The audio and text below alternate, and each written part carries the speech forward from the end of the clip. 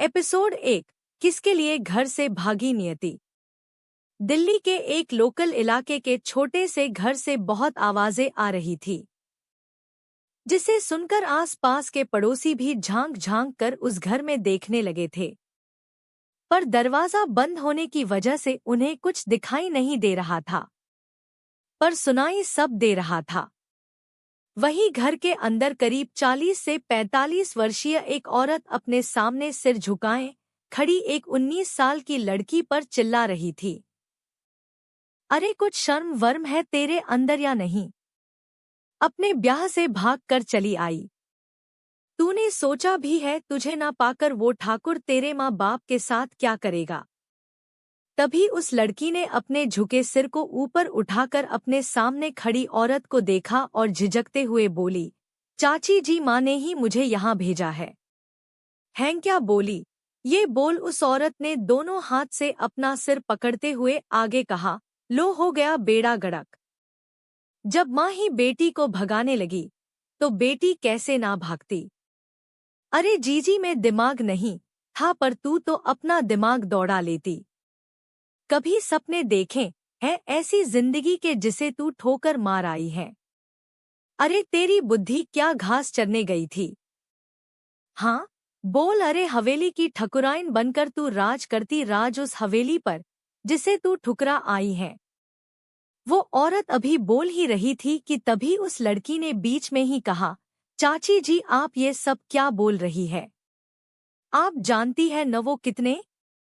वो अभी बोल ही रही थी, इतने में ही उस औरत ने अपनी बुलंद आवाज में उससे कहा, अच्छा तो अब क्या तेरे लिए कोई राजकुमार आएगा? घोड़े पर सवार होकर हाँ बोल। अरे तुझे तो खुश होना चाहिए कि मालिक की नजर तुझ पर गई और तुझे स्वर्ग जैसी जिंदगी जीने का मौका मिला, जिसे तू बड़ी शान से ठोकर मार आई। तभी लड़की ने उसकी बात पर कुछ कहना चाहा तो उसके हिलते होठों को देखकर वो औरत उसे हाथ दिखाते हुए बोली, देख मैं कह देती हूँ, तुझे मैं यहाँ नहीं रहने दूंगी। वो तेरे पीछे दीवाना है और ऊपर से तूने जो गांव का नियम तोड़ा है तुझ पर उसका साया भी होगा। और वो सनकी ठाकुर तुझे ढूंढने के लिए अपने लोगों को जरूर भेजेगा, और मैं नहीं चाहती तेरी वजह से उसके गुस्से का शिकार मेरा परिवार हो। तो तू अभी के अभी निकल जा यहाँ से, इससे पहले कि तेरे चाचा यहाँ आए और तुम दोनों का भरत मिलाप शुरू हो। उनके आने से पहले तू चली जा। ये सुनते ही उस लड़की के होश उड़ गए और वो रोने लगी। तभी उसने रोते हुए ही अपने दोनों हाथ जोड़ते हुए अपनी चाची से कहा, चाची ये आप क्या कह रही है? प्लीज मुझे यहाँ रहने दीजिए। मैं कहाँ जाऊंगी? अपने यार के पास जा। सब जानू हूँ मैं, तू उसी के लिए सब छोड़कर यहाँ आई है ना, तो अब तू उसी के पास जा, उसी के साथ रह जाकर। यहाँ तेरे लिए अब कोई जगह नहीं है। ये बोल उसने लड़की का हाथ पकड़ा और उसे जबरदस्ती घर से निकालने लगी। फिर उसे घर से बाहर कर उसे उंगली दिखाकर धमकी देते हुए बोली, दोबारा यहाँ आने की सोचना भी मत, नहीं तो मैं खुद ही उसे फोन करके तेरा पता बता दूंगी। ये सुनते ही वो डर गई और जल्दी से बोली, नहीं चाची जी, प्लीज, अगर तू चाहती है मैं उसे तेरे बारे में कुछ न बताऊं तो चुपचाप यहाँ से चली जा। ये बोलकर उसने दरवाजा बंद कर दिया। बाहर खड़ी वो लड़की उसकी मिन्नतें करती रही, पर उसकी मिन्नतों का उसकी चाची पर कोई असर नहीं हुआ और उसने दरवाजा बंद कर अपना पल्लू सही करते हुए खुद से कहा, गांव से भागकर यहाँ मेरे सिर पर नाचने आई थी। अच्छा हुआ उनके आने से पहले ही मैंने इसे भगा दिया। अगर वो इससे मिल लेते तो ये घंटी बनकर मेरे गले में ही टंग जाती। और जीजी उन्होंने क्या सोचा? अपनी बेटी को मेरे पास भेजेंगी तो मैं उसे घी मक्खन खिलाऊंगी। विमला नाम है मेरा। मैं अपना फायदा पहले देखूं हूं और रिश्तेदारी बाद में। हम्मम। ये बोलकर उसने पल्लू झटका और अंदर चली गई। वहीं दरवाजे पर खड़ी वो लड़की एक टक रोते हुए बंद दरवाजे को ही देखे जा रही थी। रोने की वजह से उसका पूरा चेहरा लाल हो गया था कि तभी उसने अपने आंसू पोंछे और अपनी पोटली उठाकर चली गई। वो सड़कों पर नंगे पैर चल रही थी। एक तो उसने गांव के कपड़े पहने थे और इस वजह से सब उसे घूर घूर कर देख रहे थे। उसने खुद को खुद में ही समेटा और मन ही मन खुद से बोली, रात हो रही है, मैं अब कहाँ जाऊंगी? ये बोल उसने चारों तरफ अपनी नजरें घुमाई। सड़कों पर चलती गाड़ियां और ढलती शाम उसे अजीब सा एहसास करवा रही थी कि तभी उसके कान में विमला की बात गूंजने लगी। और उसने विमला की बात याद कर खुद से कहा, हाँ मैं समर्थ को ढूंढूंगी, हाँ मैं अब उसके साथ ही रहूंगी। ये बोलते हुए उसने अपने आंसू पोंछे और अपनी पोटली के अंदर कुछ टटोलने लगी। तभी उसने अपना हाथ पोटली से बाहर निकाला तो उसके हाथ में एक डायरी थी। उसने डायरी खोलकर एक एड्रेस निकाला और उसे देखते हुए बोली, मैं तो पहली बार शहर आई हूँ, अब ये एड्रेस कैसे ढूंढूं? ये बोलते हुए उसकी नज़र उसके आस-पास चल रहे लोगों पर गई और तभी उसने एक आदमी को रोककर उसे एड्रेस दिखाते हुए पूछा, क्या आप बता सकते हैं ये जगह कहाँ पर है? उसके पूछने पर आदमी ने सिर हिलाते हुए मना कर दिया। तो उस लड़की ने 2-3 आदमियों से और पूछा पर उसे निराशा ही मिली कि तभी अचानक से उसके सामने एक भिखारी आ गया। ये देखकर वो लड़की डर गई। वो भिखारी शारीरिक रूप से अपंग था।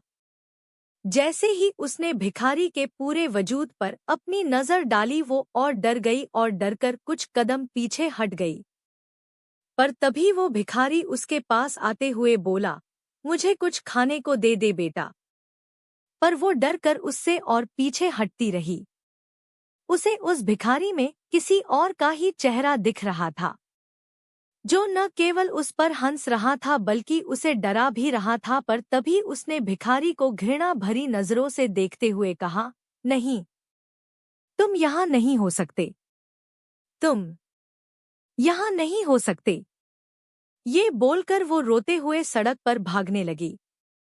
उसे कोई होश नहीं था, न एक्सीडेंट का कोई डर था। वो बस उस भिखारी से दूर भाग जाना चाहती थी। अपने डर में वो ये तक भूल गई थी कि वो सड़क पर उल्टी दिशा में भागे ही जा रही है। जाने किस चीज से उसे इतना डर लग रहा था कि तेज रफ्तार से चल रही गाड़ियों के बीच वो बेधड़क भाग रही थी। अचानक से तेज हॉर्न की आवाज सुनकर उसके कदम बीच सड़क पर ही रुक गए और वो इधर-उधर देखने लगी। उसके चारों तरफ गाड़ियां ही गाड़ियां थी और वो बीच सड़क में खड़ी थी। तभी उसकी नज़र अपनी तरफ तेजी से चली आ रही एक ब्लैक कलर की पॉश कार पर गई और वो उसे देखकर हैरान रह गई। कार को अपने नजदीक आते देखकर लड़की ने जल्दी से अपनी मुट्ठी को कसते हुए अपनी आंखों को बंद कर लिया। वहीं उस पॉश कार के अंदर बैक सीट पर एक शख्स बैठा था। वो कॉल पर किसी से बात कर रहा था। उसने एक हाथ से अपने फोन को पकड़ा था और दूसरे हाथ से लैपटॉप चला रहा था। उसका चेहरा तो अंधेरे में छुपा हुआ था पर उसकी आंखें लैपटॉप की डिस्प्ले को घूर कर देख रही थी। जैसे ही उसने कॉल के दूसरी तरफ से बोल रहे शख्स की बात सुनी उसकी भौहें सिकुड़ गई। उसके माथे पर सिलवटें उभर आई और तभी उसने गुस्से में कहा, हाउ डेयर हिम, उसकी हिम्मत कैसे हुई मुझे धोखा देने की? अभी तो मैं जा रहा हूँ, मेरे वापस आते ही वो आदमी मुझे चाहिए। जैसे ही उसने ये कहा तभी अचानक से उसे तेज झटका लगा। ड्राइवर ने लड़की को देखते ही अचानक ब्रेक लगाया था। लड़की और कार के बीच की दूरी 5 सेंटीमीटर से ज्यादा की नहीं थी। उस ब्लैक कलर की कार की बोनेट पर एक सुनहरे रंग का बब्बर शेर का लोगो लगा था और उसके नीचे बीस्ट लिखा हुआ था। अचानक ब्रेक लगने की वजह से गाड़ी में पीछे बैठा शख्स को झटका लगा और उसके हाथ से फोन छूटकर नीचे गिर गया। तभी उसने गुस्से में ड्राइवर से कहा, पाइथन, अगर तेरी जॉब से तेरा मन भर गया है तो बोल, अभी मैं तुझे तेरी जॉब से आज़ाद कर देता हूँ।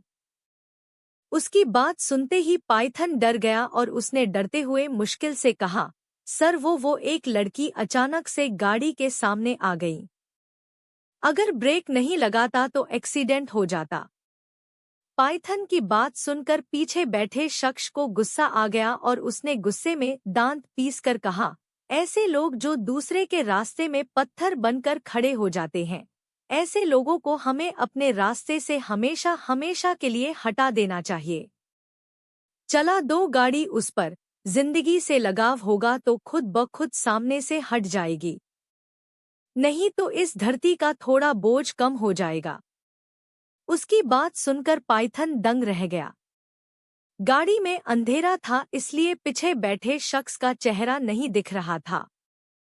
कुछ दिख रहा था तो वो थी उसकी काली आंखें, जिसमें अंधकार भरा था और अंधेरे में वो तारों की भांति चमक रही थी, पर उन आंखों में अंधकार के साथ साथ बेहद नफरत और गुस्सा भी भरा हुआ था।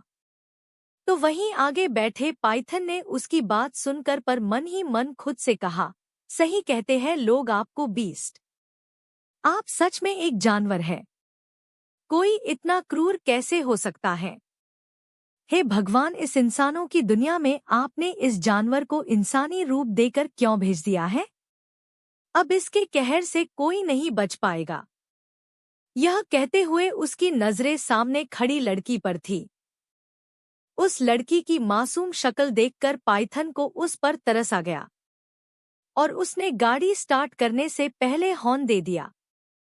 हॉर्न सुनते ही उस लड़की ने जल्दी से अपनी आंखें खोली और खुद को गाड़ी के सामने खड़ी देखकर वो जल्दी से साइड हो गई। उसके साइड होते ही ड्राइवर तेजी से ड्राइव कर चला गया। वहीं इधर वो लड़की अभी भी भाग रही थी कि तभी उसके सामने फिर से एक और गाड़ी आ गई। गाड़ी की हेडलाइट की तेज रोशनी उसकी आंखों पर पड़ने से उसे कुछ दिखाई नहीं दिया, पर तभी वो कार उसके बहुत नजदीक आ गई। ड्राइवर ने ब्रेक लगाया पर फिर भी वो एक्सीडेंट होने से रोक नहीं पाया। ड्राइवर ने गाड़ी से बाहर आकर देखा तो वो लड़की कार के सामने बेहोश पड़ी थी। उसके सिर से खून निकल रहा था। ये देखकर वो घबरा गया। तभी वहां कुछ लोग आकर इकट्ठा हो गए।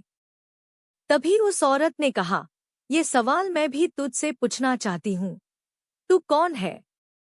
वो उठकर बैठी तो उसने अपने सामने एक अनजान चेहरे को पाया, जो हैरानी से उसे ही देख रही थी। उसे देखकर लड़की ने अपने गले से सूखा घुट उतारते अपने सामने बैठी औरत से पूछा, आप कौन हैं? वो आवाजें ऐसी थी जैसे शादी या त्योहार में ढोल नगाड़े बजाए जाते हो।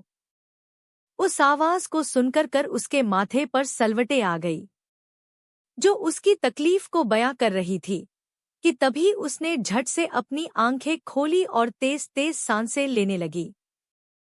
उसी रूम में सिंगल बेड पर एक लड़की लेटी हुई थी। उसके सिर पर पट्टी बंधी थी। घंटी की आवाज सुनकर उसके सिर में दर्द होने लगा था कि तभी उसने अपने एक हाथ से अपना सिर को पकड़ लिया और उसे घंटी की आवाज के साथ कुछ और आवाजें भी सुनाई देने लगी। एक 1 बेडरूम किचन वाले छोटे से घर में एक औरत जिसकी उम्र 50 से 55 वर्ष रही होगी। वो औरत अपने एक हाथ में आरती की थाल और दूसरे हाथ में घंटी लिए छोटे से मंदिर के सामने खड़ी पूजा कर रही थी। उसकी आवाज उतनी मधुर नहीं थी, पर शब्दों का उच्चारण एकदम सटीक और भावनात्मक था, जो उनकी ईश्वर के प्रति साधना को व्यक्त कर रहा था। एपिसोड 2 बीस्ट का कहर। उस औरत का सवाल सुनकर वो लड़की डर गई और अपनी डरी सहमी आंखों से उसे देखने लगी तो ये देख उस औरत ने मुस्कुराते हुए कहा, डरो नहीं बेटा, मैं तुम्हें सब बताती हूँ। मेरा नाम आस्था है। 2 दिन पहले तुम्हारा एक्सीडेंट हो गया था। सब तुझे खड़े खड़े देख रहे थे, पर कोई तेरी मदद के लिए आगे नहीं आया। वो तो अच्छा हुआ, मैं थी वहां और तुझे अपने साथ ले आई। ये सुनकर उस लड़की ने चौंकते हुए कहा, क्या मैं 2 दिन से बेहोश हूं? उस औरत ने सिर हिलाते हुए कहा, हाँ, पर तुझे देखकर तो लगता नहीं तू यहाँ की है। कहाँ से है तू? क्या नाम है तेरा? ये सुनते ही उस लड़की ने अपनी नजरें नीची कर ली और अपनी आंखों को इधर-उधर घुमाते हुए सोचने लगी। मैं इन्हें अपना सच कैसे बताऊं? मेरा अतीत कहीं मेरा आज न बन जाए। नहीं, मैं सब पीछे छोड़ आई हूं। मेरा अब मेरे अतीत से कोई रिश्ता नहीं। मुझे यहाँ रहने के लिए नए नाम, नई पहचान की जरूरत है। पर क्या नाम बताऊं मैं इन्हें अपना? मेरी किस्मत ने जो मेरे साथ मजाक किया है उसके बाद तो मेरा भगवान पर से भरोसा ही उठ गया है। किस्मत डॉट। हाँ, किस्मत डॉट। ये सोचकर उसने आस्था की तरफ देखते हुए जल्दी से कहा, मेरा नाम नियति है। तभी आस्था ने प्यार से उसके सिर पर हाथ रखा और उसका सिर सहलाते हुए बोली, नियति, बड़ा ही प्यारा नाम रखा है, तेरी माँ ने तेरा। ये बोल उसने प्यार से उसके गाल को छुआ और मुस्कुराते हुए उसे देखने लगी। तो वही माँ शब्द सुनकर नियति की आंखों के सामने एक सांवले रंग की महिला का चेहरा आ गया, जिसकी मांग में गहरे लाल रंग का सिंदूर और माथे पर एक बड़ी सी बिंदी सजी थी। वो औरत अपने सामने बैठी नियति से बोली, ए लाडो, हमको काहे ऐसे देखत हैं, हम तुम्हारी ही माँ है। उस औरत की बात पर लड़की, जो कि नियति ही थी, उसने मुस्कुराते हुए कहा, मैं जानती हूँ माँ, आप मेरी ही माँ हो, पर आज आप न नई नई साड़ी में चकाचक लग रही हो, एकदम मधुबाला के जैसी। ये बोलते हुए नियति ने अपनी कजरारी आंखों से काजल चुराकर अपनी माँ को नजर का काला टीका लगा दिया, जिस पर उसकी माँ ने कहा, धत, इस उम्र में हमको कौन नजर लगाएगा? तो उनकी बात पर नियति ने अपनी माँ के गले में अपनी बाहें डाल उससे लिपटते हुए कहा, माँ बाबा है ना, वो कितना प्यार करते हैं आपसे, उनकी ही नजर लगेगी। ये बोल वो मुस्कुराने लगी। तो उसकी बात पर उसकी माँ ने नियति के कान पकड़े और उसके कान को मरोड़ते हुए बोली, तुम कॉलेज पढ़ाई करने जात हो या ये सब सीखने? आइंदा से हमसे दोबारा ऐसन बात किए न तो हम तुम्हारी टांग तोड़ देंगे। नियति अपनी माँ से माफी मांगते हुए खुद को बचाने लगी कि तभी आस्था की पुकार सुनकर वो अपने ख्यालों की दुनिया से बाहर आई। तो एक बार फिर उसका सामना आस्था की सवालिया नजरों से हुआ। ये देखकर वो फिर से नजरें चुराते हुए सोचने लगी। तभी उसे देखते आस्था ने पूछा, कहाँ से है तू? घर का पता याद है? कुछ बोल बेटा। एक और सवाल की नियति को उम्मीद नहीं की थी, पर इसका जवाब तो उसे देना ही था, तो उसने आस्था को देखते हुए कहा, मैं गांव से हूँ। मेरे गांव में ईश्वर का प्रकोप पड़ा, या यह कहिए कि महादेव के त्रिनेत्र की दृष्टि हमारे गांव पर पड़ी और सब तबाह हो गया। जब होश आया तो मैंने खुद को शहर में पाया और अब आपको अपने सामने देख रही हूँ। नियति ने बहुत संभलकर अपने शब्दों का चयन किया था, ताकि आस्था उसके अंदर के दर्द को न देख सके, जिसे वो अपने सीने में छुपाए बैठी थी। नियति ने बहुत संभलकर अपने शब्दों का चयन किया था, ताकि आस्था उसके अंदर के दर्द को न देख सके, जिसे वो अपने सीने में छुपाए बैठी थी। उसकी कहानी सुनकर आस्था ने कहा, बहुत बुरा हुआ बेटा तेरे साथ, पर तू चिंता मत कर। न तेरा कोई अपना रहा और न अब मेरा अपना कोई है, तो तू अब से मेरे साथ ही रहेगी। उसकी बात पर नियति ने उसे हैरानी से देखते हुए कहा, आपको मेरे यहाँ रहने से कोई तकलीफ नहीं होगी। ये सुन आस्था ने मुस्कुराते हुए कहा, तकलीफ नहीं बेटा, मुझे तो तेरे यहाँ रहने से खुशी होगी। ये बोल वो उठकर जाने लगी। नियति ने उन्हें जल्दी से रोकते हुए कहा, माँ। उसके ये कहते ही आस्था के आगे बढ़ते कदम रुक गए और उसने मुड़कर ममता भरी नजरों से उसे देखते हुए कहा, क्या कहा तूने मुझे? उसके ये कहते ही आस्था के आगे बढ़ते कदम रुक गए और उसने मुड़कर ममता भरी नजरों से उसे देखते हुए कहा, क्या कहा तूने मुझे? ये बोलते हुए वो उसके पास आई तो वही नियति उसे पास आते देखकर डर गई और डरते हुए उसने आस्था से कहा, मैं आपको नाम से नहीं बुला सकती थी, आप मुझसे उम्र में बड़ी है, इसलिए कुछ समझ नहीं आया तो आपको माँ कह दिया। उसने सफाई दी और डरीडरी नजरों से आस्था को देखने लगी कि तभी आस्था ने उसकी बात पर मुस्कुराते हुए कहा, मुझे बुरा नहीं लगा, बल्कि बहुत अच्छा लगा, इसलिए आज से तो मुझे माँ ही कहना। ये बोलकर उसने प्यार से नियति के गाल को सहलाया और उठकर जाने लगी तो उसने उसे रोकते हुए फिर से कहा, आप कहाँ जा रही है माँ? उसकी बात सुनकर आस्था रुक गई और उसके पास आकर बैठ गई। फिर उसे देखते हुए बोली, मैं काम पर जा रही हूँ। मैं 2 दिन से यहाँ तेरे साथ ही थी, क्योंकि तुझे मेरी जरूरत थी और साहब भी बाहर गए हुए थे, इसलिए मैं तेरे पास ही रह गई। पर वो आज ही वापस आ रहे हैं, इसलिए मुझे जाना होगा बेटा। उसकी बात पर नियति ने भौहें सिकोड़ कर कहा, साहब। ये साहब कौन है माँ? उसके पूछने पर आस्था ने मुस्कुराते हुए कहा, साहब मेरे मालिक हैं, एकदम राजकुमार जैसे दिखते हैं। अच्छा माँ, आपके साहब का कोई नाम तो होगा न? उसके पूछने पर आस्था ने कहा, हाँ है न। सभी साहब को बीस्ट कहकर बुलाते हैं, उनसे सब डरते हैं, क्योंकि साहब गलत करने वालों को सजा देते हैं। पर साहब दिल के बहुत अच्छे हैं। ये बोल वो उठकर जाते हुए आगे बोली, तेरे लिए कपड़े अलमारी में रखे हैं, नहाकर पहन लेना। किचन में खाने के लिए भी है, तो कुछ खा भी लेना।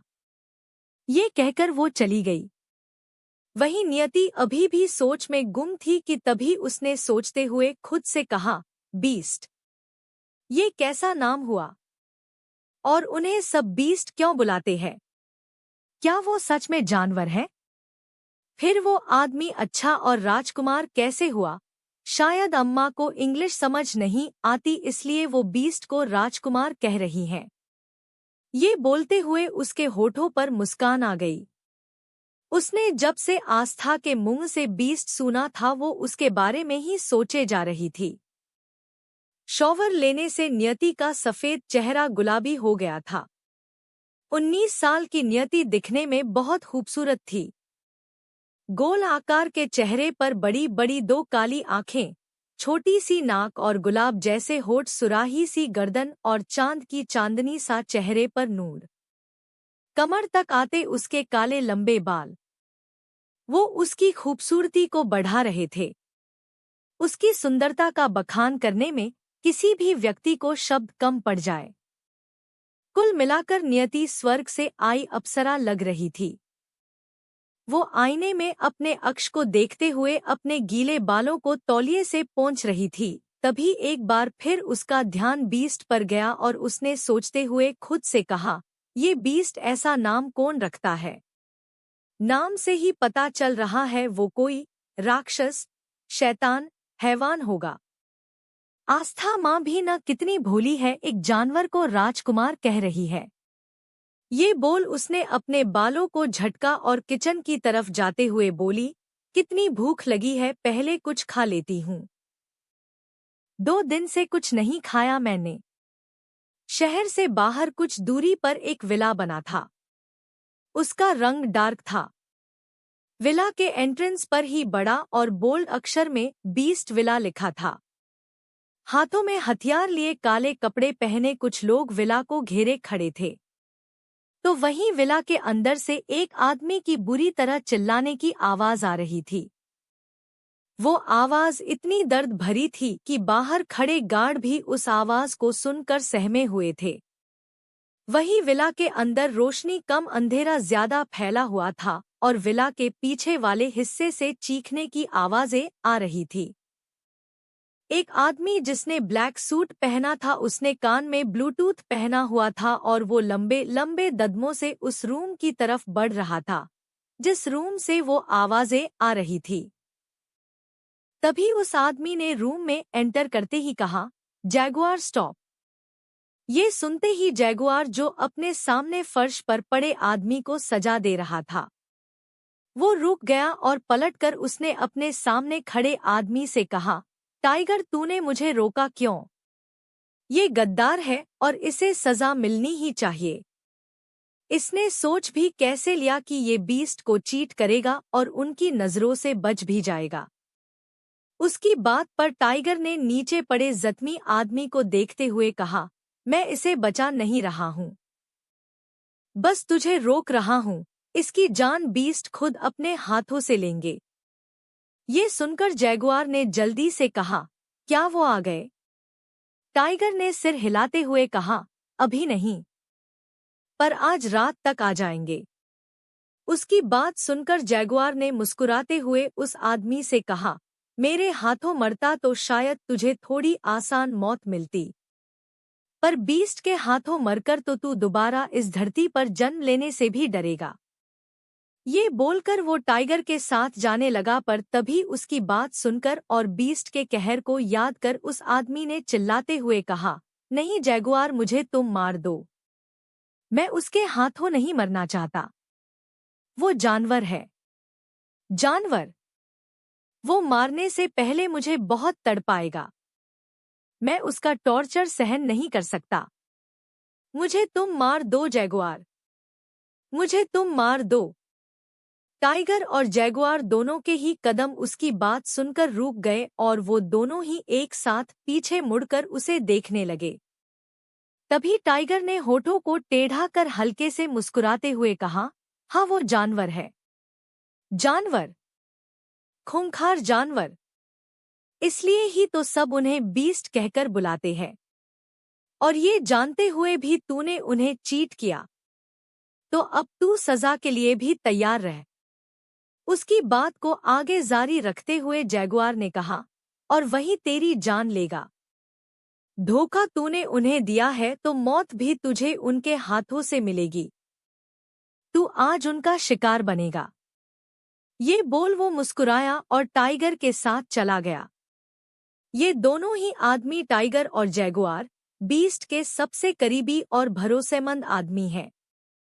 ये दोनों ही उसके सारे काम हैंडल करते हैं। दोनों ही हमेशा बीस्ट की परछाई बनकर उसके साथ रहते हैं। ये बीस्ट का विला था। उसकी बनाई एक अलग दुनिया, या कहें कि उसका बनाया जंगल जहां का वो राजा था। उसके हर एक आदमी का कोड नेम एक खूंखार जानवर के नाम पर था और वो खुद एक क्रूएल बीस्ट था जिसका कहर हर तरफ फैला हुआ था। 4-5 लोग एक आदमी को मार रहे थे और उनसे ही कुछ दूरी पर एक आदमी अंधेरे में बैठा था और अपनी काली आंखों से सब देख रहा था।